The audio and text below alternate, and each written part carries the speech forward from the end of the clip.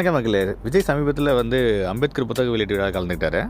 என் நெஞ்சில் குடியிருக்கும் புத்தகத்தை வெளியிட்டு அம்பேத்கரை பற்றி பேச ஆரம்பிச்சாரு. அப்புறம் ஒரு சில கட்சியில் நேரடியாகவே தலைவர்களையும் நேரடியாகவே தாக்க ஆரம்பிச்சிட்டாரு.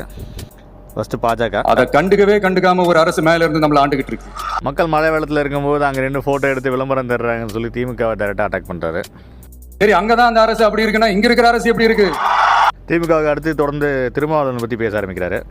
விடுதலை சிறுத்தைகள் தலைவர் திரு தோல் திருமாவளவன் அவர்கள் அம்பேத்கரோட புத்தக வெளியீட்டில் கலந்துட்டு இருக்கணும், பட் திமுகவோட ப்ரெஷரால் அவர் கலந்துக்கல அப்படின்னு சொல்லி அவர் சொல்றாரு. இவருக்கு அடுத்து பேசுகிற ஆதவ அர்ஜுன் பார்த்தீங்கன்னா மன்னராட்சின்னு சொல்லி திமுகவோட வாரிசு அரசியலை பற்றி டேரக்டாக அட்டாக் பண்ணுறாரு.